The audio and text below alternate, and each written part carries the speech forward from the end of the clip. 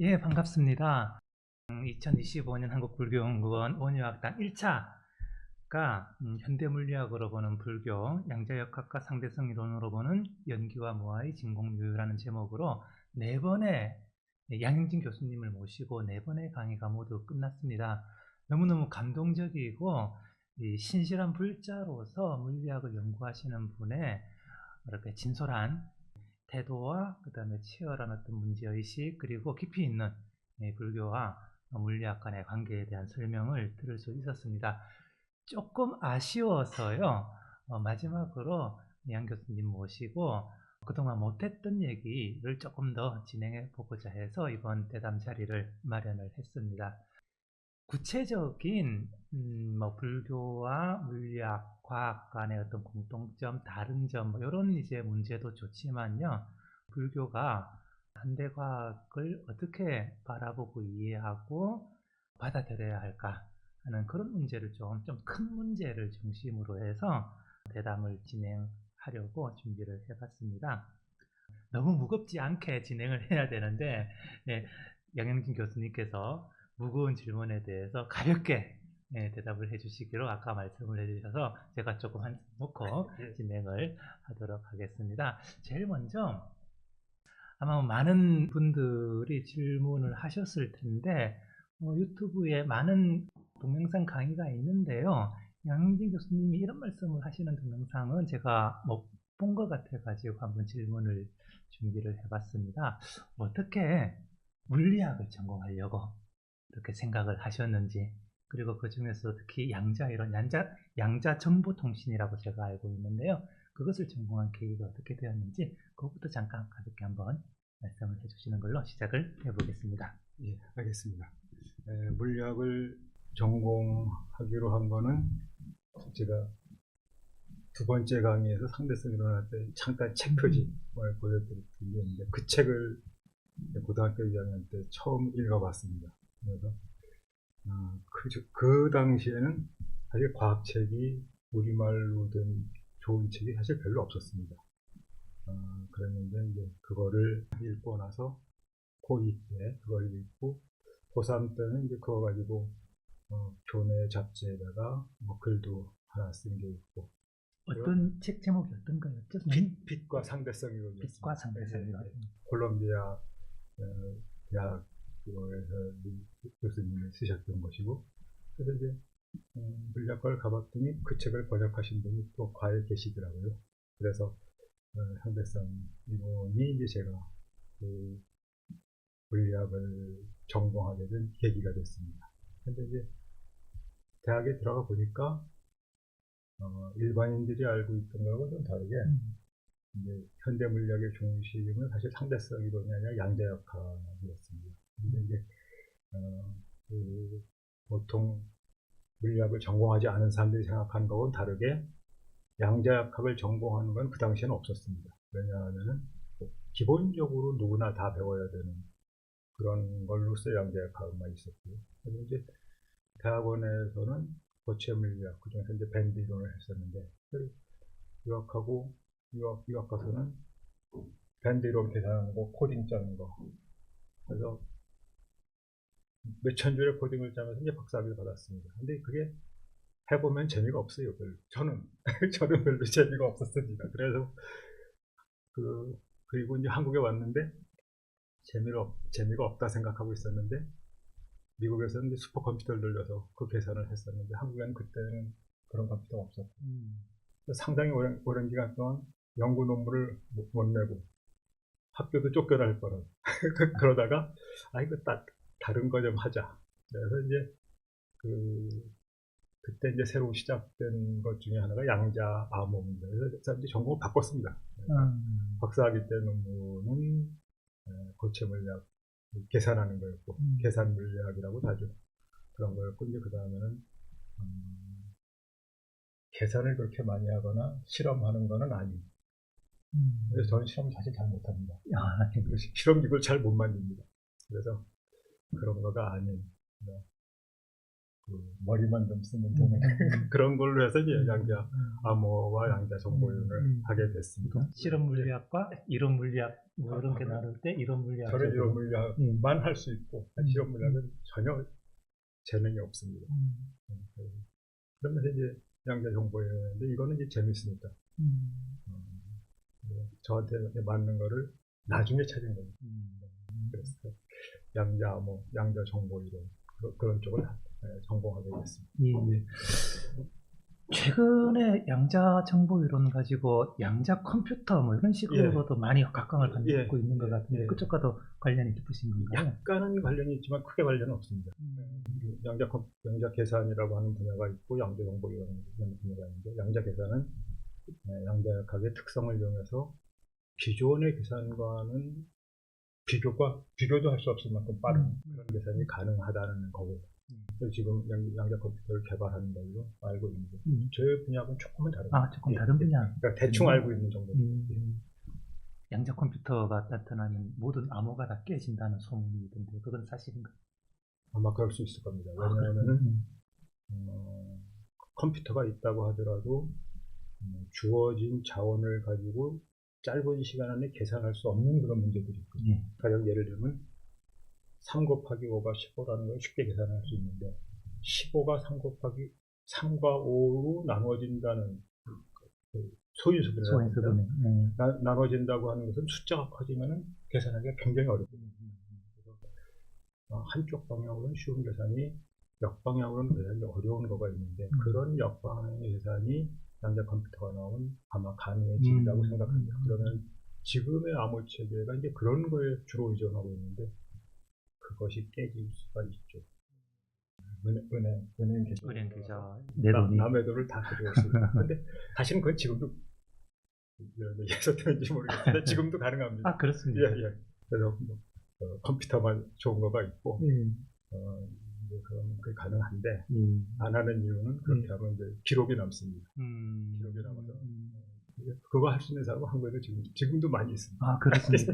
은행에 있는 돈이 제 돈이 아니군요. 현재 문제가 될 수도 있습니다. 그렇습니다. 자취가 남습니다. 자취가 남아서 못한다. 할 기술은 있는데 밟힐까봐 못하는. 알겠습니다. 놔둬도 되겠습니다. 다 찾아줄 것 같습니다. 양자역학은 양자정보통신은 나중에 이렇게 학사기 논문과는 좀 다른 지나서 이렇게 전공을 하셨군요. 2001년부터 전공한 겁니다. 제가 선생님이 쓰신 책을 보고 잠깐 이제 불교와의 인연에 대해서 쓰신 것도 제가 읽어는 봤는데요. 어떻게 불교와는 인연을 갖게 됐는지도 한번 말씀해 주시면. 어렸을 때는 이제 할머니 손잡고 절에 갔던 것으로부터 인연이 시작됐죠. 그래서 사실은 이제 제가 이제 관심 있는 게 저의 경우를 보면은 어렸을 때 불교를 접한다는 경험이 굉장히 사실 중요한 것 같습니다. 그래서 불현 선생님이 이제 전에 하셨던 교사불자 같은 게 굉장히 중요한 일인데 왜 그러냐 하면은 아무리 선생님의 권위가 옛날보다 떨어졌다고 하더라도 선생님이 한마디 하는 것 같은 건 굉장히 중요하거든요. 학생들한테 아주 깊은 울림을 줄 수가 있는 그것이 언제 발아들지는 모르지만 언젠가는 또 싹이 틔워질 수 있는 그런 건데 그래서 저는 이제 어렸을 때는 그렇게 인연을 했었고 그 다음에 유학 가서 유학이 끝날 때쯤 해서 이제 한국에서 결혼할 때 부부가 가서 성철 스님한테 백년함에 가서 삼천별하고 결혼하신 분이 와갖고 미국에서 불교하고 절에 한번 가자. 그래가지고 시카고 부타사를 갔었고 그때 이제 홍사 스님이 거기 계셨는데 법문을 아주 잘하셨습니다. 그래서 이제 그 스님한테 오배를 받고 근데 이제 오배를 받을 때 사실 그때의 제 능력으로는 그런 생각을 할 수가 없었는데 과학으로 한번 불교를 설명해 보겠다라는 생각을 갖게 됐죠. 그랬는데 이제 그게 구체화된 거는 여기까지는 아마 산화대리가 참비시다. 그게 나오면 거기까지는 이제 하나되기가 참되시다. 성철 스님이 이제 열반하시고 나서 목정변 스님이 성철 선서성 연구원 원장을 하실 때 공모를 하셨습니다. 그래가지고서 불교에 대해서 성철 스님이 열반하신 거를 계기로 불교에 대한 저술이라든가 그런 거 공모를 하셨는데, 제가 그때 한번 해볼까 하고서 이제 그 공모를 했죠. 나중에 듣고 보니까 성철 스님이 가장 원하셨던 제자는 참선자라는 놈, 그 다음에 포교자라는 놈, 마지막으로 과학으로 불교를 설명할 수 있는 놈이었다고 하더라고요. 그래서 3대에 들었습니다. 그래가지고 이제 제가 그런 책을 쓰겠다고 했더니 이제 허락을 해주셔가지고 그때 이제 나온 책이 지난번에 첫 시간에 소개해 주셨던 산하대지가 참빛입니다. 근데 이제 그때는 제 역량도 부족했고 시간도 좀 모자랐고, 그래서 산하대지가 참빛이다는 내용 자체가 주로 상호 의존과 상호 연관이라고 하는 화엄적인 쪽으로 주로 이제 내용을 다뤘었습니다. 그리고 이제 그때는 현대 물리학은 다루지 못했습니다. 현대 물리학을 다루지 않아도 이제 그 정도까지는 얘기가 되니까. 그리고 이제 한 5년이나 10년 전부터 이제 제 관심사가 나에 관한 문제, 그러니까 근본 불교에서부터 다뤘던 문제. 그래서 이번에 이제 강의한 거는 주로 근본 불교, 화엄, 선하고 연결되는 그런 거가 됩니다. 그래서 이제 산하대지에서는 다루지 못했던 사실 내용인데, 그거 이번에 강의하고 현재 이제 거기까지 와 있는 상태입니다. 네. 역시 그 어릴 때의 어떤 인연이라는 게 굉장히 중요합니다. 그것도 작은 인연. 제가 좋아하는 경전 문구 중에 하나가 법화경에 나오는 아이들이 그 모래나 진흙으로 부처님 상을 만들고 불탑을 만들고 하면 그 공덕으로 나중에 부처가 될 것이다 하는 그런 제 경전의 내용을 참 좋아하거든요. 작은 인연을 소중히 해야 되고 그게 언젠가 빛을 발한다라는 그런 말씀을 해주시는 경전이라고 생각을 하는데요. 역시 임 교수님도 어릴 적에 그런 작은 인연에서부터 시작을 하신 것 같습니다. 양쪽을 이렇게 이제 다 공부해 보시면 불교와 물리학이 가장 큰 공통점이라고 하면 무엇이 있을까요? 무엇 때문에 과학으로 불교를 설명할 수 있겠다라고 생각을 하셨을까요? 네. 과학은 자연과학은 경험과학입니다. 그러니까 자연현상을 설명하는 아무리 훌륭한 그럴듯한 이론이 있다고 하더라도 관측으로 그것이 확인을 해야 됩니다. 그래서 이제 우리가 경험과학이라고 하죠. 그러면 그러한 경험에 해당되는 것이 불교에도 있습니다. 그게 이제 불교에서는 수행이죠. 그러니까 부처님이 이런 말씀하셨단 말이에요. 어떤 누가 아무리 권위 있는 사람이 얘기했다 하더라도 저는 그 안에 이제 부처님의 말씀까지 포함한다고 합니다. 내 자신이 한번 그거를 제대로 한번 살펴봐라. 그래서 그것이 이치에 맞고 합당하다고 하고는 받아들여라 라고 하는 말씀이십니다. 이게 참 보통 사람으로서는 하기 어려운 말입니다.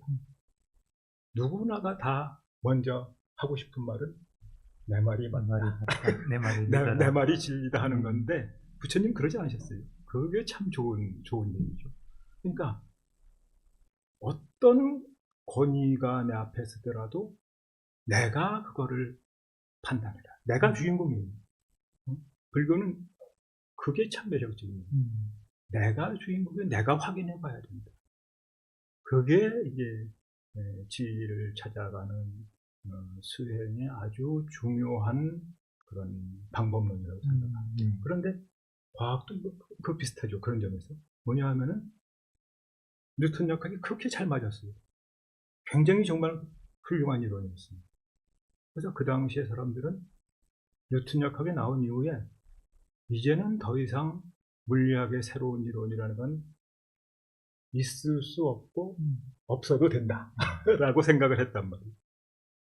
그러니까 이제 뭐 제가 인상 깊게 생각한 거는 그 태양계에 수, 금, 지, 화, 목, 토, 천왕성이 있는데 천왕성의 궤도가 뉴턴 약학에 좀 안 맞아요. 천왕성의 궤도가 뉴턴 약학에 좀 안 맞으면 그때 이제 우리가 할 수 있는 방법이라는 건 뭐냐 하면은 두 가지 정도의, 더 있을지 모르겠지만 두 가지 정도의 대안이 있습니다. 뉴턴 약학이 틀렸다는 겁니다. 아니면 뉴턴 약학은 맞는데 천왕성의 궤도가 뉴턴 약학에 맞지 않게 흔들어대는 어떤 다른 놈이 있을 거다라는 생각이 있을 수가 있죠. 근데 이 두 번째 가능성을 생각하기 참 어렵습니다. 근데 그 당시 사람들이 얼마나 뉴턴을 신봉했느냐 하면은 뉴턴 약학이 틀릴 리가 없다. 천왕성의 궤도를 흔드는 어떤 놈이 있다. 그래서 그걸 계산을 했어요. 그리고 거기다가 망원경을 딱 봤더니 거기 해왕성이 나온 거예요. 이거는 얼마나 그 당시 사람들이 뉴턴 약학을 절대적인 진리라고 생각했는가 하는 걸 알 수 있는 일화가 됩니다. 물론 그럼에도 불구하고 이제 수성의 근일점 궤도가 계속 돌아간다. 강의에도 말씀을 드렸습니다. 그 문제는 이제 해결을 못했죠. 그렇게 완벽한 이론인 것 같았던 뉴턴 약학도 그 경험적으로 어떤 것이 있었느냐 하면은 아인슈타인이 예견을 하고 태양 주위를 도는 빛이 휘어진다 라고 하는 경험으로 뉴턴 약학이 정확하지 않다 라고 하는 것을 밝히는, 이게 경험과학입니다. 그러니까 상당히 그럴듯하고 정말 이거 이상은 더 이상 뭐가 없을 것 같은 그런 순간에도 오류가 있을 수 있는 그런 거가 이제 경험과학인데, 불교에서는 그 경험에 대응되는 것이 수행이고 수행에 의한 반야고 하는 것 같습니다. 그래서 그게 이제 그냥 잘 안 보이는 거거든요. 과학과 불교의 또 하나의 공통점은 강의에서도 말씀드렸습니다만 진리는 잘 보이지 않는다.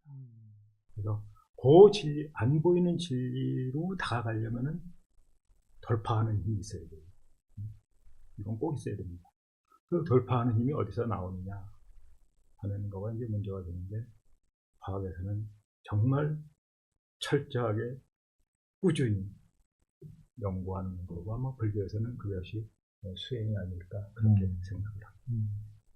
역시 많은 분들이 말씀하시고 같은 이제 말씀이신데요. 불교와 과학의 가장 큰 공통점 중에 하나는 이런 비판적 정신이랄까요? 비판적 방법론, 그런 것들을 많이 꼽으시는 것 같습니다. 그리고 또 한 가지가 이제 인간론적인 사고방식이라고 할까요? 아마 그렇게 또 들 수가 있을 것 같습니다. 그런데 제가 교수님 금방 말씀하신 산하대지가 참빛입니다 하는 책을 이렇게 쭉 읽어봤는데요. 그런 방법적인 측면의 공통점뿐만 아니라 내용적으로도 불교와 물리학이 이렇게 어떻게 보면 안 보이는 어떤 측면을 설명하는데 굉장히 큰 공통점을 가지고 있다. 그 점을 또 굉장히 많이 중시를 하신 것 같아요. 그게 그렇죠. 그 책에서는 화음의 모습으로 이렇게 나타난 것 같은데요. 만약에 그런 내용적인 측면을 좀 중시를 한다면요, 불교와 과학이 내용적으로는 조금 이렇게 안 맞는 부분이 있지 않습니까? 예를 들면 제가 이제 몇 가지 예를 한번 쭉 어떤 예들이 있을까, 그리고 역사적으로 불교와 과학의 대화에서 어떤 점이 충돌을 했을까 하는 예들을 한번 조금 찾아봤는데요.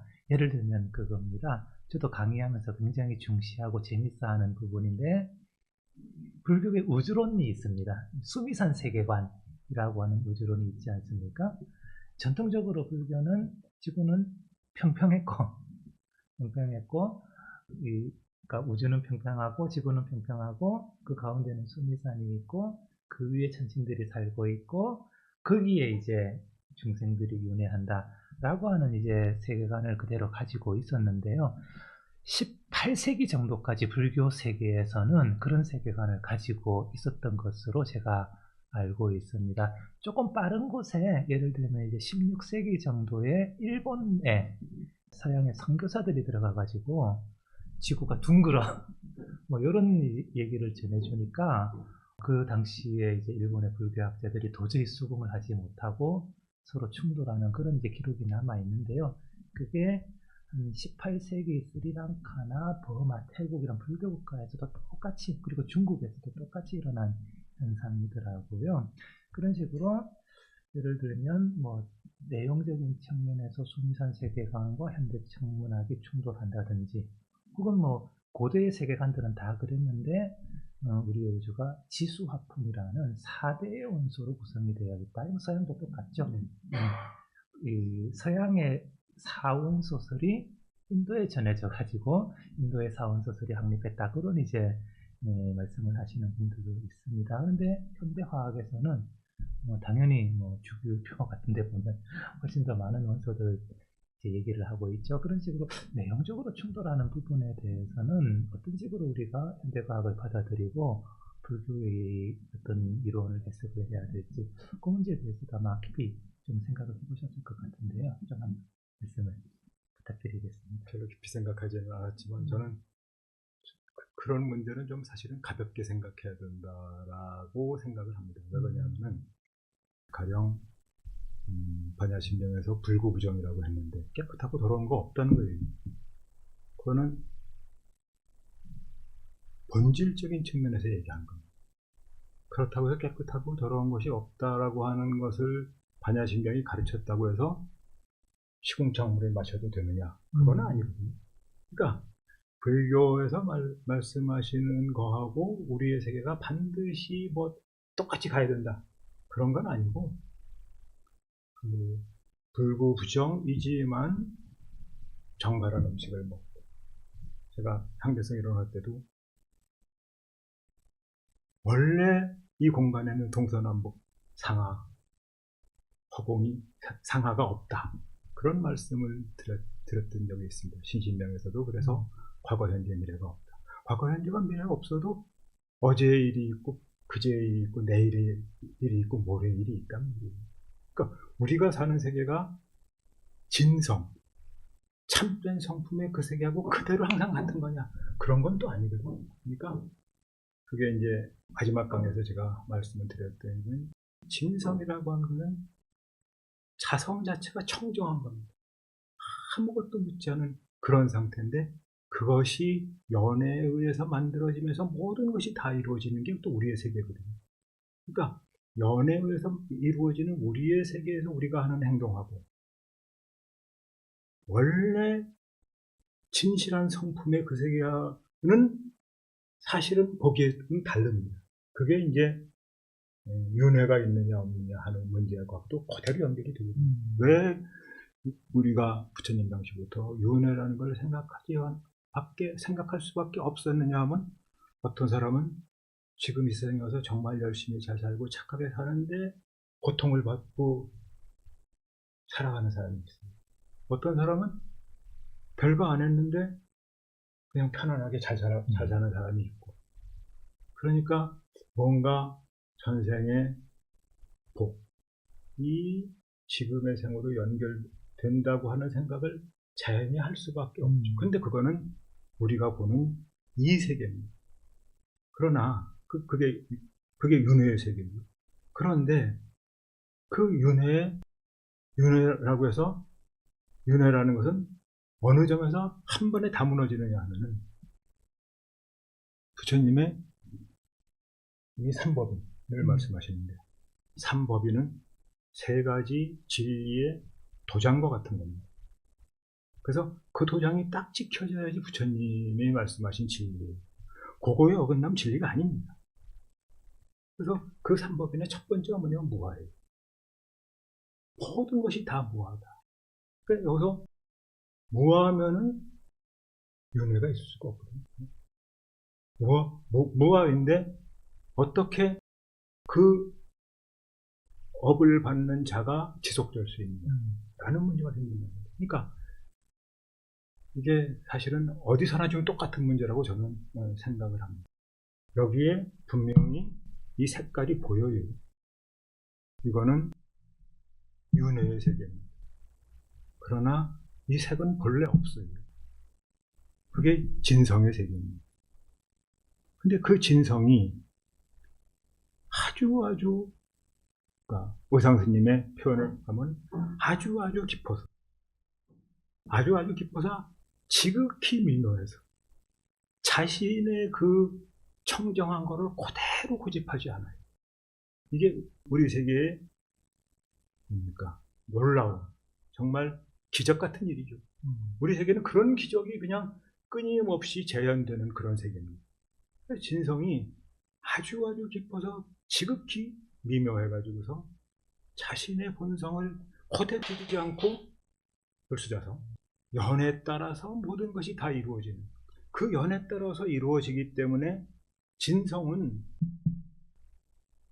불구부정이지만 그 연에 따라서 깨끗하고 더러운 것이 또 나타나는, 그러니까 그 둘이 절대로 배반되는 게 아닙니다. 그게 같은 자리입니다. 그래서 윤회다라고 하면은, 윤회는 현상에서는 나타나요. 그렇지만 본성은 무아니. 그래서 무아이면서 윤회가 되는 거예요. 요게 이제 불교의 아주 기본적인 가르침이라고 볼 수가 있습니다. 그래서 제 강의에서도 말씀을 드렸지만, 미란타 왕이 윤회와 무아가 서로 배반되는 것이 아니냐라고 했을 때, 그때 예를 든 거는 여기서 난 불과 여기서 난 불. 조금 더 제가 이제 바꾼다면, 풀에서 난 불이 나무로 옮겼는데, 초경전에도 나오는 얘기입니다. 풀에서 나는 불은 부처님은 가령 풀불이라고 하고, 나무에서 난 불은 나무불이라고 하면 풀불이 옮겨서 나무불이 됐다. 불 자체는 실체가 없거든요. 불이 왜 실체가 없느냐? 심각하게 얘기하면 심각한 얘기로 저절로 들어가는데, 불 자체가 왜 불이 이렇게 피어오르는 것처럼 보여도 그 밑에 연료가 있어야지 불이라는 게 있는 겁니다. 계속적으로 공급되면서 계속적으로 바뀌는 거예요. 그 불이. 그래서 풀이 있어서 난 불은 풀불이고, 나무에서 붙은 불은 나무불이고, 그렇다면 풀불이 나무불로 옮겼으면 풀불과 나무불은 같은 거냐 다른 거냐. 이게 이제 풀에서 난 불이 옮겨서 나무에서 난 불로 바뀌었다. 그럼 불이 바뀐 거거든요. 불이 똑같은 게 아닙니다. 그래서 풀불이 나무불로 바뀌었으면 이 풀불하고 나무불은 같은 거냐. 그게 같다고 하면은 상에 떨어지는 겁니다. 다르다고 하면 단에 떨어지는 거예요. 그래서 용수보서는 불상불단이라고 했어요. 또 똑같은 걸로 불일불이라고 했어요. 일은 동일하다는 거예요.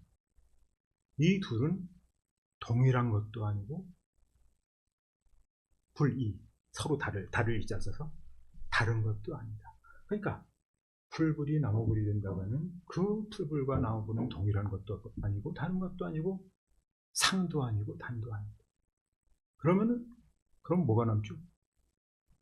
상도 아니고 단도 아니고 동일한 것도 아니고 다른 것도 아니면 남는 건 연기밖에 없습니다. 그래서 이것에 의해서 이것이 일어나지만 동일한 것이 그대로 지속되는 건 아니에요. 그게 이제 미란타 왕문경에서 하시는 말씀이에요. 그러니까 그 말은 뭐냐면, 윤회의 세계에서 뭔가가 이게 지속되고 뭔가가 연결되고 하는 것처럼 보여지는 현상이 없는 게 아닙니다. 그러나 그런 현상이 있음에도 불구하고 뭔가가 정말 거기 있는 건 아니다. 그게 무아거든요. 그러니까 무아라고 하는 것에, 그래서 무아연기라고 하는데, 무아라고 하는 것 자체는 그대로 연기라는 말이에요. 다른 말이 필요 없고, 연기면 무아고, 연기면 무상이고, 연기면 용서보사는 그래서 그거를 연기가 공이라고 하시고, 그리고 공이니까, 공인데 우리는 요거에다가 요게 갈색이라고 매끈하다고 하는 그런 명칭을 붙여요. 그게 전부 다 가짜. 그게 가면이에요. 그래서 연기니 무아니 무상이니 공이니, 그러니까 남는 거 하나는 지속하는 것도 아니고 단절된 것도 아니고 생하도 하는 것도 멸하는 것도 아니고 동일한 것도 아니고 다른 것도 아니다. 그러니까 남는 건 뭐냐? 연기밖에 없습니다. 이게 사실은 우리 몸에도 그대로 해당이 됩니다. 생물학에 의하면은 우리 몸의 모든 건 계속적으로 바뀌어요. 그러니까 뭐 가장 쉽게는 호흡을 하면서 바깥에 걸 들여하고 안에 있는 걸 내뱉지만 그거는 바깥에 있는 걸 들어와서 내놓는 것 뿐이지 우리 몸의 신체는 그대로 있는 것 같지만 우리 몸에 있는 세포든지 우리는 다 바뀐단 말이에요. 그래가지고 가장 오래가는 게 뼈라고 하는데 뼈에서 어떤 부분은 한 5, 6, 7년 간다고 하더라고요. 그러나 7년 지나면 다 바뀌어요. 그러니까 10년 지나면 다 바뀌는 거예요. 마치 불에다가 불을 내놓으면 불이 뭔가 있는 것처럼 보이죠. 그래서 그 있는 걸 가지고 우리는 자기면은 자기, 바깥에 있는 물체면 바깥에 있는 물체라고 그렇게 딱 실체를 인정하는 것처럼 우리는 세상을 보는 거예요. 근데 부처님이 부정하시는 건 그걸 부정하는 거예요. 이건 불이라고 하는 실체가 있는 게 아니라 불에 의해서 연료가 공급되면서 불이라고 하는 것이 뭔가가 있는 것처럼 보입니다. 그래서 가전연경에서 사라지는 걸 봐라. 이렇게 정확하게 봐야 됩니다. 사라지는 걸 봐라. 그러면 거기에 있다는 건 있을 수 없다. 생겨나는 걸 봐라. 그럼 거기에 없다는 건 있을 수 없다. 그래서 사라지는 걸 보면서 있다는 걸 부정하고 유를 부정하는 겁니다. 생겨나는 걸 보면서 무를 부정하는 거예요. 강의 시간에도 말씀드렸지만 생겨나는 걸 보면서 무를 부정하면 일체의 무가 부정이 되는 겁니다. 사라지는 걸 보면서 유를 부정하면 일체의 유가 부정이 되는 거예요. 이게 유도 아니고 무도 아니다. 무유의 중도입니다. 그러면은 유도 아니고 무도 아니고 생도 아니고 멸도 아니고 동일한 것도 아니고 다른 것도 아니고 이런 것들에 남는 거는 다시 뭐 지금 거듭 얘기하면 사실은 그 얘기밖에 할 게 없어요. 연기밖에 없다. 그 연기는 공이고 공이면 중도고 그 연기라고 하는 그래서 연기에서 나타나는 걸 우리는 뭔가 이름을 붙이지만 그거는 다 가면 그래서 공가중의 중도 이것에 딱 집중해서 중국의 천태 스님은 천태종을 만드셨습니다. 그러니까 이 공가중이 그대로 같은 말이에요. 연기, 무와 무상, 공, 중도, 가까지 그게 전체가 한 말이다. 그래서 뭐 하나 말하면 다른 모든 거 같이 드러나는 거예요. 같이 다 딸려오는 거예요. 그러니까 이게 참 엄청난 얘기입니다. 예, 감사합니다. 사실 그 통일선 세계관이나 현대 천문학 말씀을 드린 거는 제가 아직도 불교 초심자 시절에 가지고 있었던 의문이 안 풀리고 있는 게 있거든요. 저도 이제 몇십 년 공부를 했습니다만 딱히 잘 안 풀리고 하는 부분이 딱 이런 지점인데요. 예를 들어서 이제 윤회 말씀도 하셨습니다만 예를 들어서 윤회에 대해서 많은 반론도 있고 논란도 있고 했는데 금방 이제 선생님 말씀하신 것도 비슷한 맥락입니다만 실제로 알고 보면 그러니까 현상적으로 중생의 경험에서는 윤회라는 게 있지만 실제로 알고 보면 윤회라는 게 있는 것이 아니다 라는 식의 이제 설명들도 많이 하시고 예를 들면 이제 화엄경 같은 곳에서도 그렇게 설명을 하죠. 자기가 급류에 빠져가지고 막 휩쓸려 가고 있는데 급류는 뭐 고통의 은유니까요. 막 휩쓸려 가고 있는데 꿈에서 그 급류를 벗어나려고 막 노력하는 순간 꿈을 딱 깨고 보니까 사실은 급류도 없고 거기서 벗어나려고 하는 나 자신도 없더라 라는 식의 이제 말씀을 하시면서 현상적인 윤회와 어떤 궁극적인 의미의 무화가 뭐랄까요, 속죄적인 차원과 진죄적인 차원의 설명으로 이렇게 해소되는 그런 방식의 설명을 하는 것을 많이 듣습니다. 실제로 18세기 이전 정근대 불교 국가에서는 당연히 이런 불교의 우주론이 사실이라고 믿고 있었고, 당연히 윤회도 그러한 세계 안에서 벌어지는 것이니까 당연히 있는 거라고 생각을 했는데, 이게 현대과학과 충돌한다라는 것은 윤회에게는 접어둔다고 하더라도 그 배경이 되는 세계관 자체가 현대과학적인 세계관하고 안 맞는다라는 측면에서 긴밀하게 연관된 다른 것도 틀렸을 가능성을 이제 말씀을 해주는 것이니까요. 있죠. 예, 그러니까 부처님 말씀이라고 무조건 믿으라고 안 하셨습니까? 예, 말하신 중에서 이거는 지엽적인 거구나. 이건 상징으로 말씀하셨구나. 라고 하면은 그거에 대해서는 그렇게 뭐 저는 심각하게 고민을 할 필요가 없다라는 생각입니다. 그래서 특히 부처님이 말하는 핵심, 그거는 건드리면 안 되지만 그 주변의 장치들, 그거는 뭐 바꾸면 얼마든지 바꿀 수 있어요. 마치 뭐나 마찬가지냐면은 집을 하나 지어놨어요. 그 안에서 이제 우리가 살고 있어요. 근데 저 마당 바깥에 우리 집의 경계면을 나타내는 그거를 돌담으로 만들었는지 나무를 키워서 만들었는지 하는 건 바꿀 수 있는 거죠. 그렇게 핵심적이지 않은 거. 집을 바꾼다는 거는 좀 이제 고민해야 될 문제지만 돌담을 헐고 뭐 나무를 심는다. 뭐 그건 있을 수 있는 문제.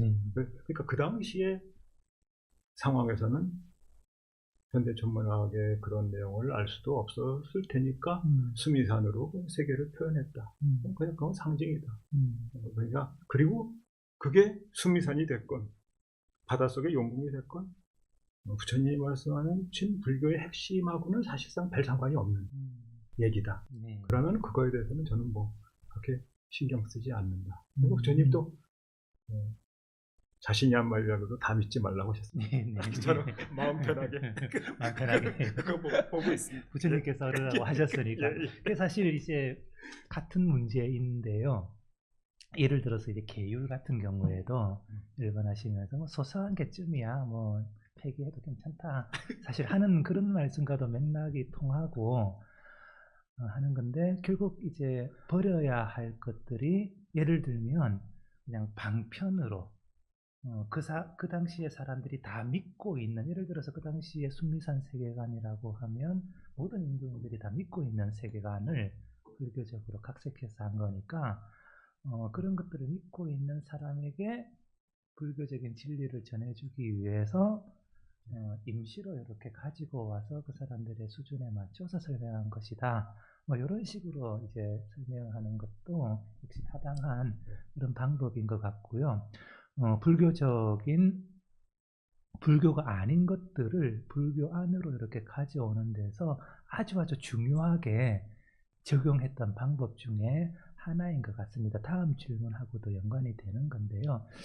하나만 더 말씀을 드리면은, 그러니까 그 당시의 세계관을 그렇게 많이 받아들이시긴 했지만, 그러니까 엄격하게 딱 구분하신 건 있어요. 육사의도의 사상이라든가, 가령 그 우파니샤드에서 얘기하는 죽은 사람이 하면은 그 영혼이 이게 떼어가지고 하늘로 올라가서 그 불교식으로 말하면 천도가 된다고 한다든가 그런 거, 그런 건 딱 부정하셨죠. 그러니까 그런 걸 부정하지 않으면 부화가 안 됩니다. 그래서 그 명확하게 선을 긋는 건 명확하게 선을 그셨어요. 그러니까 그런 점이 닫힌다고 하면은 그거는 불교의 전체를 훼손하는 걸 수가 있죠. 집을 다 허무는 거나 마찬가지입니다. 그렇지만 이제 바깥에 있는 돌담장을 나무 담장으로 바꾼다는 것 정도는 뭐 그냥 그렇게 심각하게 생각하지 않아도 된다고 저는 이해를 하고 있습니다. 그런 소소한 것과 불교의 핵심이라고 하는 것을 가르는 기준이 뭘까요?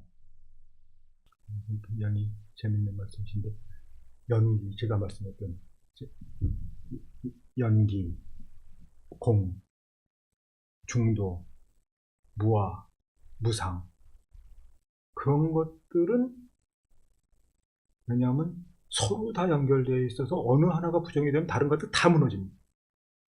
무너질 수밖에 없습니다. 그런 거는 그게 부정이 되면은 불교가 그냥 다 사라지는 거죠. 그거는 하면 안 된다. 그냥 그거는 핵심이다. 그렇지 않은 거, 네. 삼법인이나 사성제나 팔정도나 하는 거가 아닌 것들은 사실 뭐 그렇게 불교의 핵심적인 내용은 아닐 거다. 저는 뭐 그렇게 생각하고 있습니다. 예. 별로 큰 고민은 없습니다. 예. 결국 사성제, 삼법인, 사성제, 12연기 같은 우리가 알고 있는 핵심적인 진리.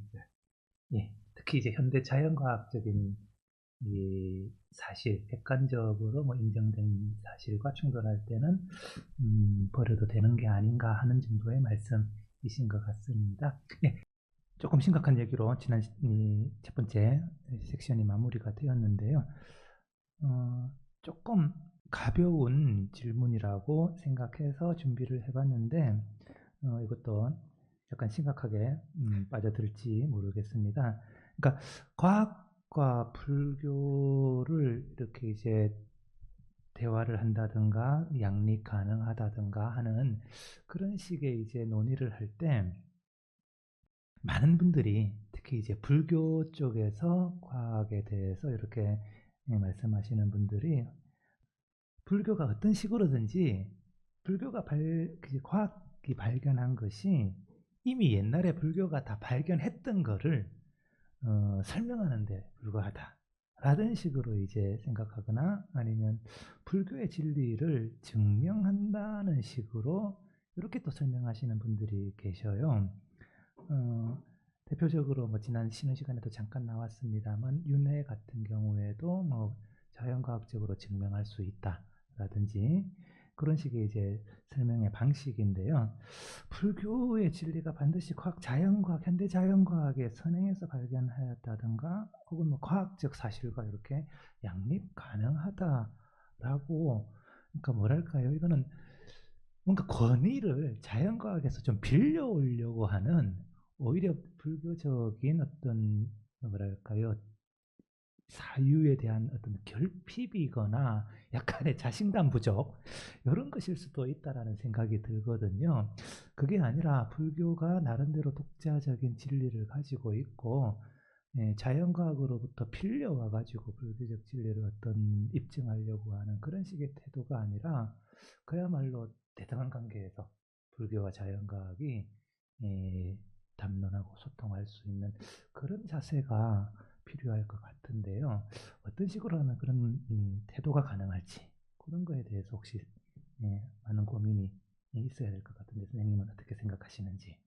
질문하시면서 답을 다 말씀해 주신 것 같은데 그러니까 그런 얘기들은 사실은 자신감의 부족일 수가 사실은 있습니다. 그래서 제가 이제 맨 처음에 이걸 쓸 때도 자연과학의 권위에 무조건 따름으로써 이 얘기를 하려고 하는 것은 아니다라는 말씀을 드렸었는데, 그러니까 현대 자연과학이 상당히 그럴듯하긴 해요.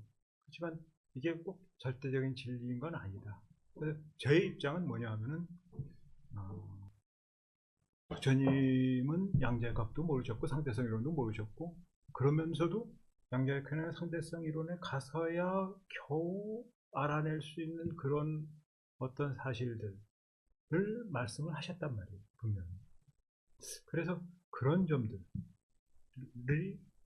참 좋은 거다라는 거지. 자연과학으로 봤을 때 불교가 증명이 됐다.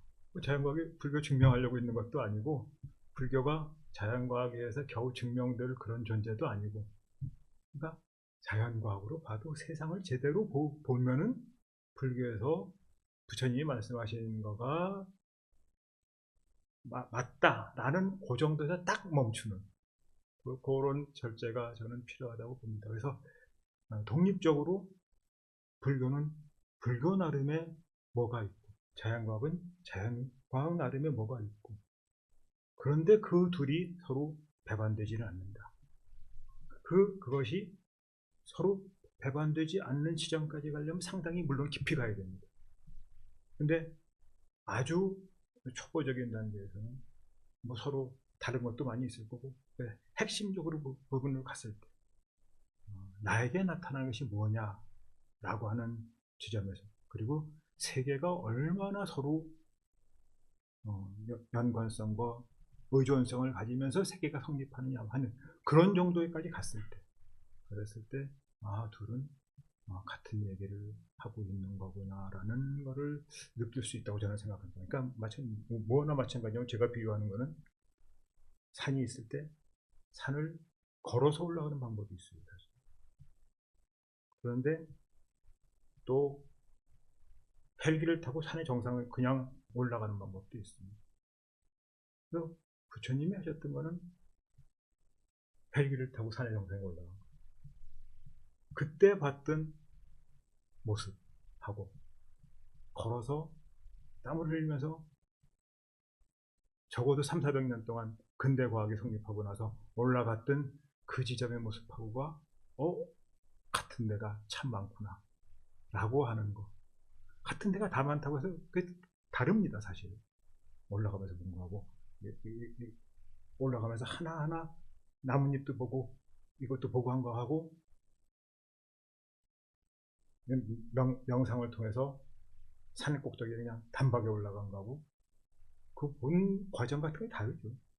그래서 그런 상황에서 헬기를 타고 올라간 사람한테 야, 너 저기 올라올 때 봤던 나뭇잎 봤어? 못 봤지? 라고 얘기하는 거는 별로 의미가 없다. 제 말은. 그렇지만 산의 정상에 딱 같이 도달했을 때 같은 세계를 보고 있는 거구나. 모든 점에서 다 맞지 않을 거예요, 아마. 그렇지만 이게 같은 세계구나 라고 하는 걸 본다는 것은 참 의미가 있다. 그래서 사하고 탁사현법정에 먼저 제가 첫 시간에 말씀드렸던 거, 사하고 법이 다른 것이 아니라 사에 의해서 하나하나의 모든 사물들에 의해서 모든 현상들에 의해서 진리가 그대로 드러난다 라고 하는 그 점이 굉장히 주목해야 될 거라고 생각합니다. 네네. 예, 역시 많은 부분 불교적인 어떤 명상이나 수행을 통해서 어떤 직관적으로 꿰뚫어 본 사실에 대해서 현대의 자연과학이 그 메커니즘이랄까 할까요? 그런 것들을 밝혀주는 것은 확실히 있는 것 같습니다. 그런 것들은 많이 받아들이고 불교적으로 이렇게 이해할 필요는 분명히 있는 것 같습니다. 반대로 자연과학에 대해서 어떤 불교적인 사유가 좀 기여할 수 있다. 이런 것들은 없을까요? 지금 말씀드린 것처럼 불교가 워낙 자연과학의 성과가 크니까 이제 현대 사회에서 현대과학의 성과가 워낙 크니까 불교학을 막 이제 권위를 빌리려고 하고 하는 그런 측면이 사실 많고 먼저 드린 질문은 그런 것들이었는데요.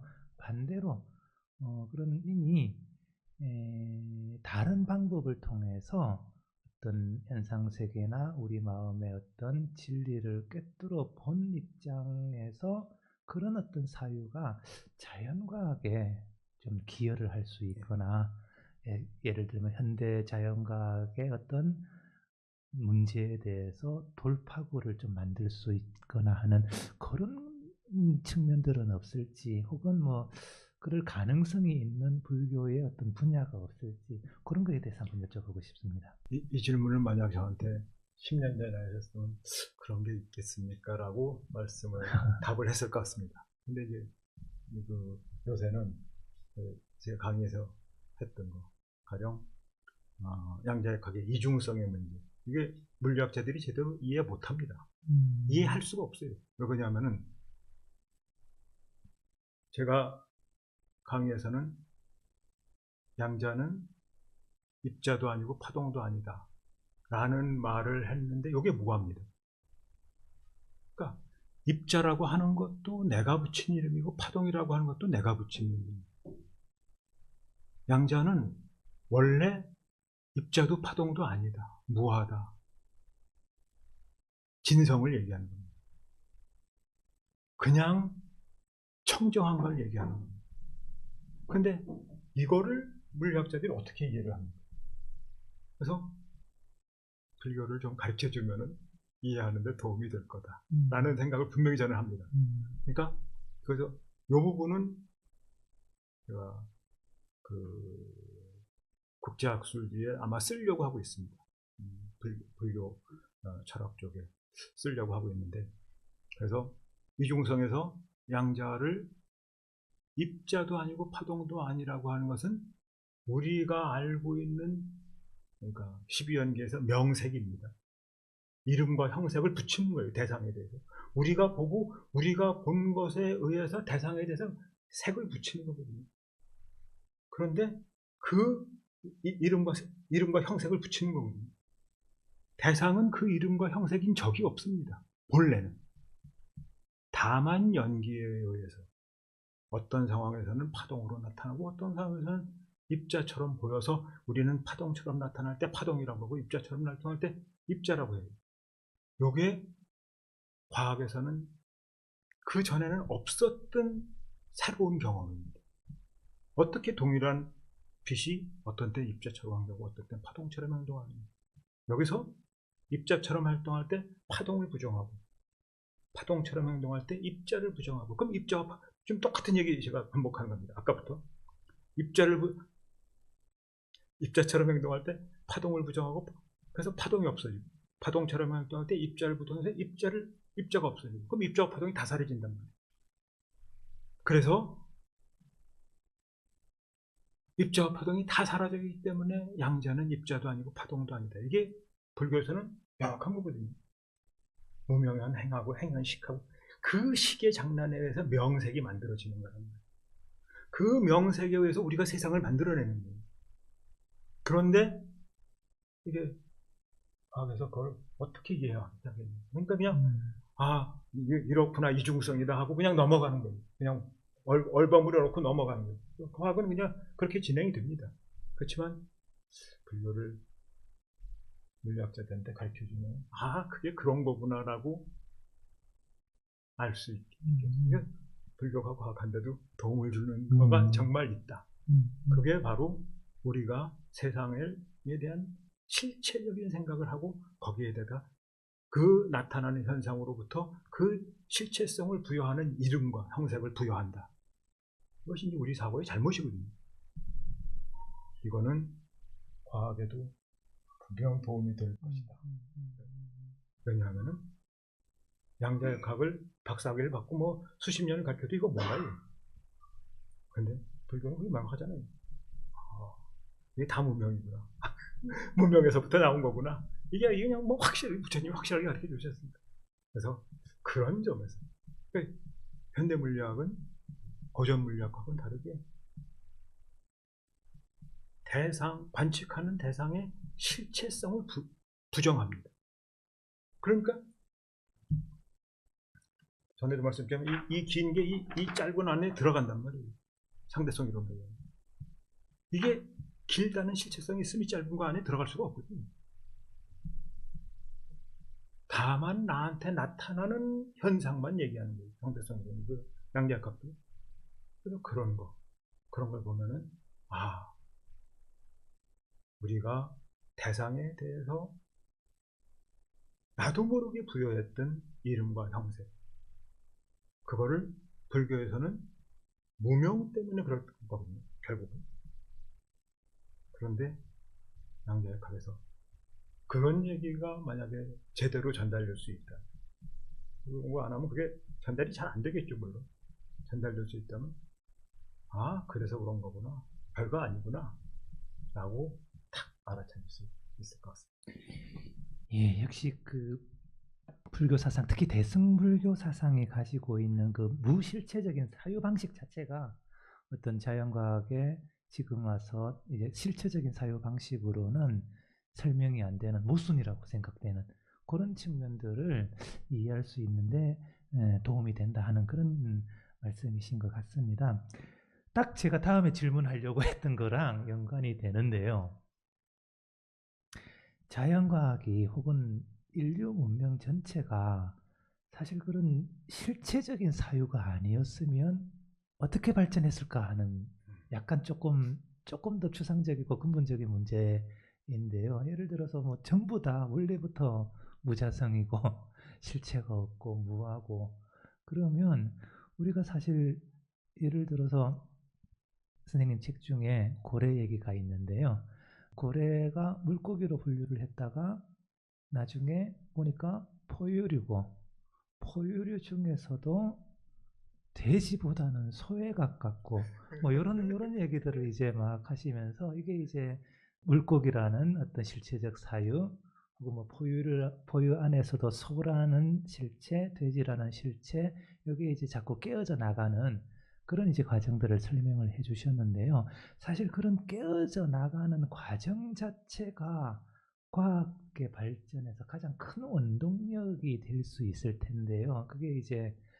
그게 아니면 사실 과학이 발전을 못하죠. 그걸 인정하니까 또 과학이 발전할 수 있는 거죠. 예를 들어서 포퍼가 말한 이제 반증 가능성을 인정한다든가, 그런 비판적이거나 성찰적인 사유를 인정한다든가 하기 때문에 실체적 사유에서 출발을 했지만 눈부신 어떤 성과를 이루어낸 것은 아닐까 하는 생각이 들거든요. 불교적 진리가 처음부터 만약에 진리로서 받아들이고 했다면 그런 발전이 과연 있을 수 있을까? 오히려 인간의 사유에서 발전의 원동력이 되는 것은 그런 이분법적 사고, 혹은 만약에 이제 인간의 윤리나 도덕의 문제로 들어온다면 어떤 욕망의 문제, 가래가 있어야 이리저리 뛰어다니면서 일을 하고 부를 쌓고 이렇게 하면서 사회가 또 발전하지 않겠습니까? 그런 문제는 어떻게 보시나요? 뭐 지금 과학이 그렇게 분류하고 나누고 그런 것에서 발전했다라고 하는 것은 분명히 사실입니다. 분명히 사실이고 그 다음에 그것을 위해서 엄청나게 잘 보이지 않는 진리를 찾아내기 위해서 엄청난 노력을 했다라고 하는 것도 사실이에요. 그래서 이제 근데 현대 물리학, 다른 과학은 사실 안 그렇습니다. 현대 물리학만 아마 그런 것 같습니다. 현대 물리학에 오면은 아까 말씀드린 명색으로 만들어진 세계라는 것을 자각하게 된 거죠. 그래서 여태까지 쭉 발전해 오면서 한 번도 그거를 못 봤던 것이고, 양자역학이 나오면서 처음으로 존재 자체의 성질이 그대로 관찰되어 있는 것이 아니라는 걸 처음 느낀 거죠. 그래서 저는 어떤 생각을 하느냐면, 산을 막 올라가요. 근데 워낙 숲이 우거져서 하늘이 안 보이는 정도로 올라가. 그런데 산꼭대기에 딱 왔더니, 혹은 나무가 없는 지점에 딱 왔더니 하늘이 보이는, 그런 거하고 비슷하지 않은가, 이제 그런 생각은 합니다. 그래서 열심히 산을 올라가야지 그 지점에 도달하는 건 사실이고, 이걸 부정할 수가 없는 거고, 이 과정이 또 중요하고, 그렇지만 도달하고 나면은 이거구나 라는 것은 알 수 있다. 그래서 이 과정이 필요 없다는 얘기는 아닙니다. 그건 심지어 불교에서도 수행을 열심히 해야 어느 정도의 안부에 생기고 정견이 생기고 할 수 있는 것과 마찬가지로 아주 치열하게 수행을 하고 연구를 해야 그 지점에 도달할 수 있다. 그러니까 제가 이제 학생들한테 자주 얘기하는 것 중에 하나는, 제가 몸이 이렇게 유선형이 아니라서 수영을 빠르게는 못합니다만 물에는 굉장히 오래 떠 있거든요. 미국에서는. 그래서 제가 얼마나 물에 떠 있나 보려고 수영장에 다이빙 풀이 있는데 거기서 한 2시간 45분 정도 떠 있어 봤습니다. 그랬더니 감기가 들었어요. 그랬는데, 그러면은 내가 혈액탄을 건널 수 있느냐? 못 건너요. 왜 그러냐면 조오련 선수가 건널 때도 이렇게 그 망을 하고 왜냐면 그 상어가 올 수도 있으니까. 그래서 이제 가고 쉬면 올라가서 자고 또 가고 그러면서 가는 거거든요. 그런데 그러면 나도 한 2시간은 가만히 있을 수 있단 말이에요. 2시간 이상은. 그러면은 하루에 한 6시간씩 가면 혈액탄을 건널 수 있을 거죠. 못 건너요. 왜 못 건너냐면 조류가 있거든요. 그 거꾸로 오는 조류를 극복하려면 어느 순간에서는 정말 조오련 선수가 아니면 극복할 수 없는 그런 단계들이 있습니다. 그와 마찬가지로 과학이나 불교도 연구하고 수행하는 것 자체가 정말 어떤 순간에는 아주 치열하게 해서 그걸 극복해야 되는 그런 것이 분명히 있을 것입니다. 그래서 이 과정, 산을 올라가는 이 과정 자체를 무시할 수가 없어요. 이 과정을 통해서 그렇지만 올라가 보면은 같은 모습을 본다. 저는 이제 그렇게 생각을 합니다. 역시 이제 통하는 측면이 있는 것 같은데요. 제가 이제 학위 논문이 무분별지 연구입니다. 무분별. 근데 그걸 가만히 보면 열심히 분별을 치열하게 한 다음에 얻는 게 무분별이더라고요. 그러니까 하다가 끝까지 갔을 때 그거를 돌파하는 그런 이제 것들이 이제 보였는데 역시 같은 취지의 말씀이신 것 같습니다. 가벼운 질문은 아닌 것 같은데요. 이제 플로우에서 온 질문이 있어서 역시 한번 또 말씀드려 보겠습니다. 양자역학의 입자 파동의 어떤 관찰자 효과라고 하는 것들을 생각할 때 만약에 관찰이라고 하는 것을 알아차림 혹은 뭐 마음을 둔다, 흔히 뭐 어디에 마음을 둔다, 뭐 명상할 때 코에 마음을 둔다, 배에 마음을 둔다 이런 식의 표현이신 것 같은데요.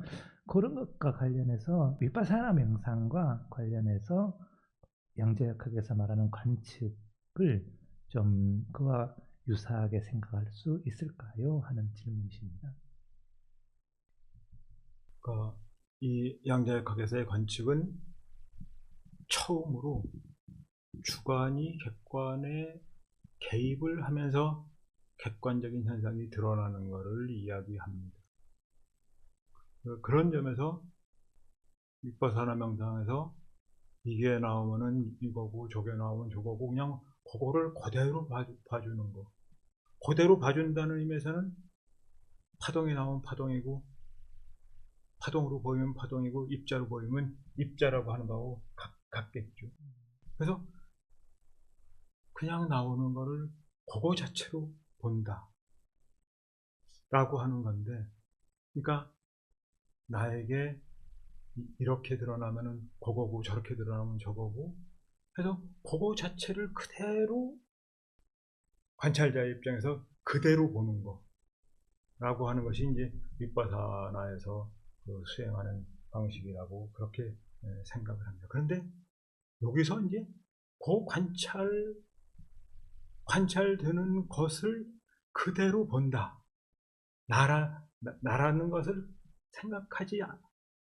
나라는 실체를 생각하지 않고 그대로 본다는 그거가 그냥 관찰하는 건데, 거기서 이제 한 걸음 더 나가면 나에게 이것이 나타나는 걸 알아차리고, 이런 상황에서 이것이 나타나는 것을 알아차리는 그 현상의 실체를 부정하는, 그게 이제 그 알아차림에서 한 걸음 더 나가는 반야겠죠. 그러니까 알아차림은 일단은 양자에서 보면은 어떤 상태에서는 파동이고 어떤 상태에서는 입자죠. 그거를 알아차리는 건 중요합니다. 그러나 거기서 딱 더 넘어가서 이것이 이렇게 나타나도 이것의 실체가 없는 거예요.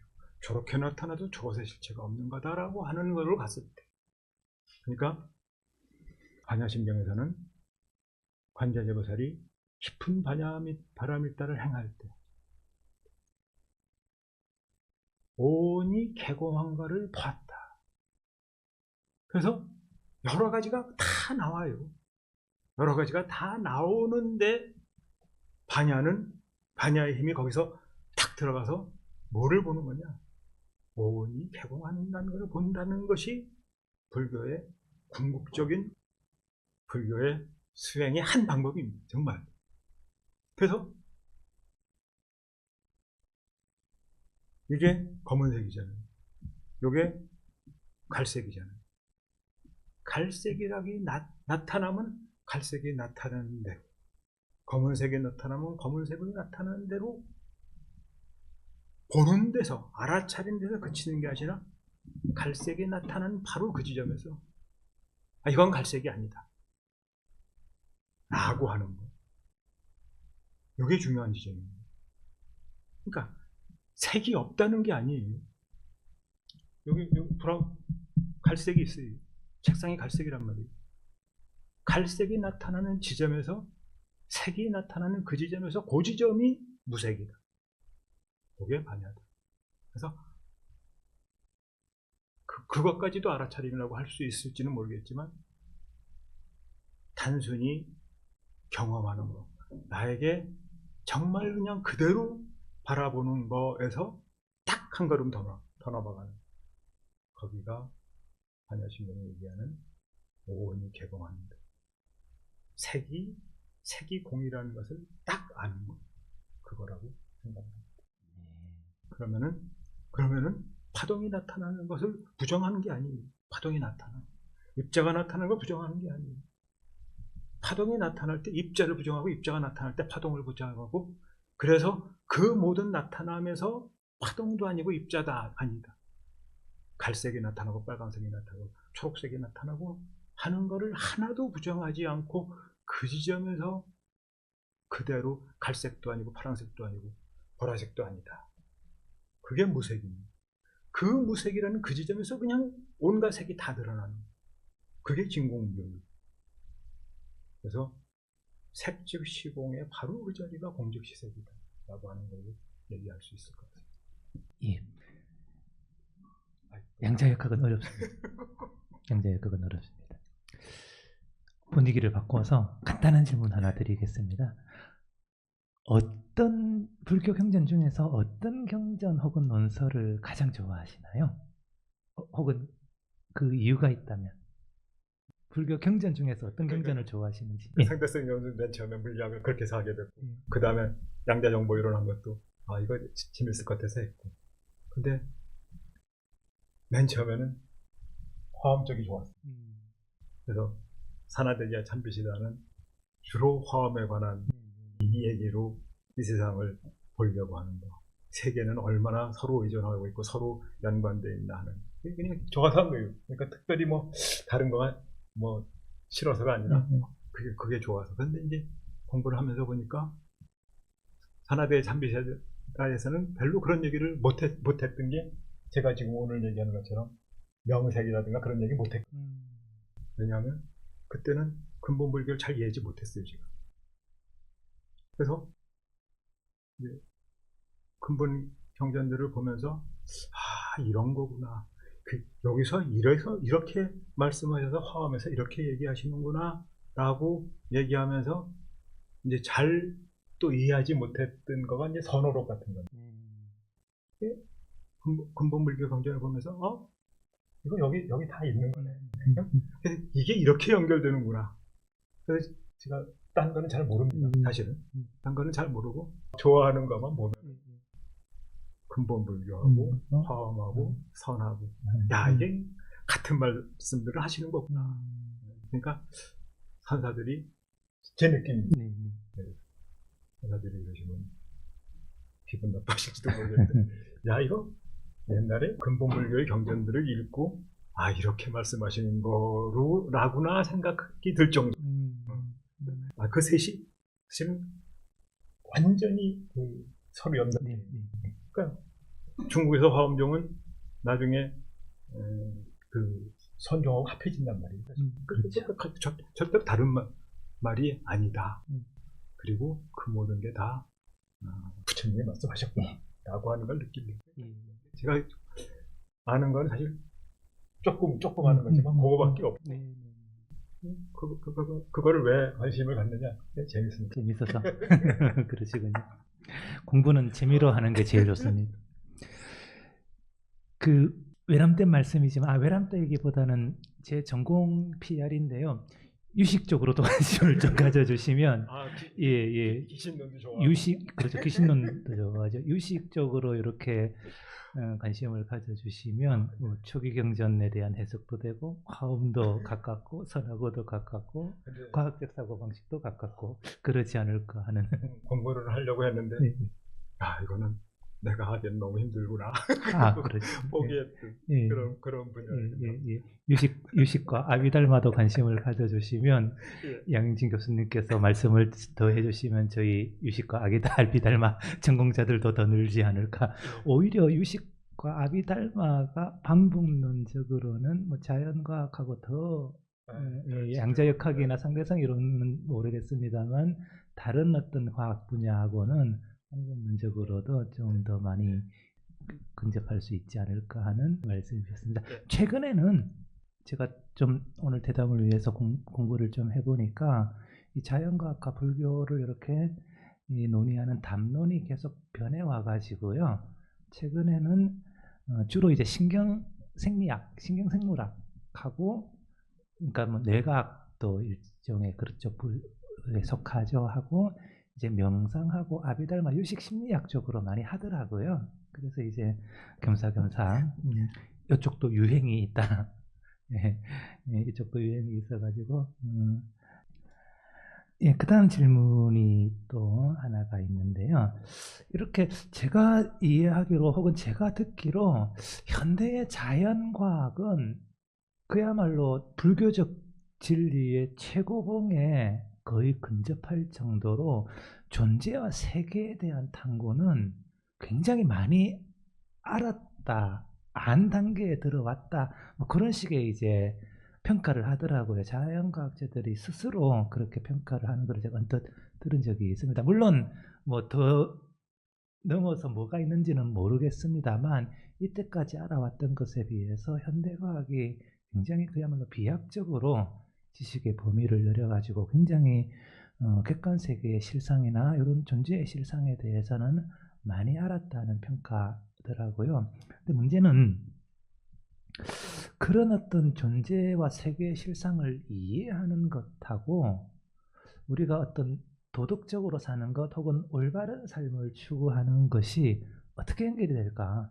그러니까 불교는 뭐 객관세계의 실상이나 존재의 실상을 파악하는 것도 굉장히 중시하지만 실제로 우리가 어떻게 하면 더 올바르고 나은 삶을 살 것인가 하는 데에 대해서 또 중점이 있는 그런 이제 종교이자 철학인 것 같은데요. 이 양자가 어떻게 연결이 된다고 보시나요? 그러니까 신신명의 맨 처음에 지극한도는 어려운 것이 아니다. 다만 유형, 간택하지 말라라는 그 신신명의 제1구입니다. 정찬스님 말씀하신 간택이라고 하는 것이 뭐냐? 저는 이거를 12연기로 해석을 합니다. 무명한 행하고 행연식하고 식연 명색하고 명색은 유기하고 유변 촉하고 초변 수하고 수연 애 한단 말이에요. 애는 12연계에서는 애라고만 했지만 애와 증을 포함하는 말입니다. 수연 애하고 애연 취가 간택이거든요. 취와 12연계에서는 취라고만 말씀했지만 이건 취와 사를 포함하는 거라고 저는 생각을 합니다. 그래서 취와 사가 다 포함되니까 뭔가를 취하고 뭔가를 버리고 이게 승찬 스님은 지극한도는 지도문화 어렵지 않다. 오직 간택하는 것만 멀리해라 라고 하셨답니다. 이게 취사거든요. 사실 간택한다는 거죠. 취하고 버리는 거. 이거에서 유가 나오고 유에서 생이 나고 생에서 노사업이 권해가 나온다고 부처님은 말씀하셨어요. 그러니까 불교를 공부하면은 요 취사에서 자유로워지는. 그러니까 뭔가를 택하고 버리고 이거는 애와 증입니다. 사랑하고 증오하기 때문에 뭔가를 택하고 버림으로써 하는 거에서 조금은 자유로워질 수 있지 않을까.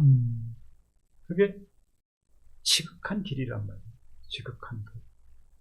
우리가 가는 그 세상의 길, 삶의 길 자체가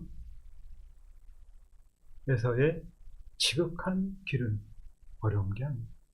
유형간택. 아니, 좋은 말이 아닌가. 그래서 그랬을 때 우리는 왜 그거를 취사하느냐, 왜 애증하느냐 라고 하는 것에서 보면은 아까 말씀드린 대로 근본적으로 무명이지만 자꾸 세상에다 이름과 형색을 붙이는 거예요. 붙여놓고서는 거기다가 좋아하고 싫어하고 자꾸 취사하고 그러면서 모든 것을 다 만들어낸다. 그런 점에서 이제 사실 유식입니다. 말씀하신 대로. 그렇게 만들어내면서 스스로 괴로워하고 사는 겁니다. 그거만 딱 하면은 지극한 길을 달성하지 못하더라도 훨씬 편안하게 살 수 있어요. 그러니까 그건 그런 거죠. 지극한 그 진리를 다 안다는 거는 뭐 불가능할지 모르죠. 그렇지만 아주 편안하게 살 수가 있다. 그리고 주변의 사람들도 훨씬 더 편안하게 만들 수 있다. 저는 그렇게 생각합니다. 예, 그런 인식이 결국은 애취의 어떤 끄는에 도움이 된다 하는 그런 취지의 말씀이신 것 같습니다. 슬슬 좀 이제 얘기를 좀 정리할 시간이 되는 것 같은데요. 현재 뭐 연구하고 계시거나 혹은 뭐 집필하고 계시거나 혹은 집필 계획이 어떻게 되시는지. 예. 그러니까 교수를 정년하고 나니까 시간이 많아서 아주 좋습니다. 내가 하고 싶은 것만. 옛날에는 강의도 되고 그랬는데 그거 안 하니까 좋아서 사실은 지금 여기서 강의했던 제목 거의 그대로 현대 물리학으로 보는 불교, 연기와 그다음에 어떻게 말해도 좋습니다. 연기와 무화와 뭐 중도라고 해도 되고 뭐 중도 하나만 얘기해도 되고 연기 하나만 얘기해도 되고 다 같은 말이라고 저는 보니까 연기와 무화와 진공묘유의 중도라는 그런 이름으로 책을 쓰려고 하고 있습니다. 그래서 이번에 여기 지난 50주년 심포지움에서 발표했던 내용보다 훨씬 더 이제 풍부하게 그래서 그동안에 성처전사형연구소에서 발간하는 고경이라는 잡지에 연재했던 것들이 있고 그 다음에 작년 말에서부터 올해 초까지 상대성 이론에 대해서 4권 쓴 거 여기에서 그거를 조금 추격해서 두 번째 강의에 보충 자료로 드렸던 거가 있고 그 다음에 작년에 불교평론에서 양자역학으로 보는 불교에 관한 거 한 거가 있고 그래서 그런 걸 묶어가지고 현대물리학으로 보는 불교라는 책을 쓰려고 하고 있습니다. 작년 초에 대한불교진흥원에서 공모 좀 하라고 그래갖고 하나 해서 선택이 돼서 내년 초에 내는 거를 목표로 그래서 이번에 강의한 내용을 모으는 그런 작업이 될 것 같습니다. 그래서 좋은 기회를 여러분들이 주셔가지고 나름대로 생각을 정리할 수 있는 그런 좋은 기회를 갖게 됐습니다. 이 내용 거의 그대로 조금 보충할 게 있겠습니다만 그래서 책을 쓰려고 하고 있습니다. 네, 감사합니다. 마지막으로 한 가지만 강의 중간에 어떤 책을 소개하시면서 이렇게 윤독 혹은 강독을 하고 있는 게 있다고 한번 말씀을 하셨는데요. 저희 뭐 관심 있는 분들이 참여 가능하다고 말씀하셨는데 근데 지금 현재는 조금 더 소개를 해주시면 관심 있는 분 하는 사람하고 같이 이제 하는 거가 황철스님의 101번문 책 좀 어려워요 사실은. 그래서 진도는 잘 안 나갑니다. 101번문 하고 있는 게 있고 한 달에 한 번씩, 그 다음에 이중표 선생이 쓰신 붓다가 깨달은 연기법, 그거 같이 독해하고 있는 게 있습니다. 그래서 관심 있는 분이 있으시면 저한테 연락 주시면 참여할 수 있는 방법을 알려드리겠습니다. 네, 아래 주소로 연락 주시면. 예. 2시간 동안 강의에서 못 들었던 말씀과 또 약간의 다른 어떤 개인적인 인연 그리고 계획까지 해서 재밌는 말씀 많이 들었습니다. 2025년도 상반기 원효학당 현대물리학으로 본 불교 강의와 대담은 이것으로 모두 마치도록 하겠습니다. 참석해 주신 여러분, 시청해 주신 여러분 감사합니다. 수고하셨습니다.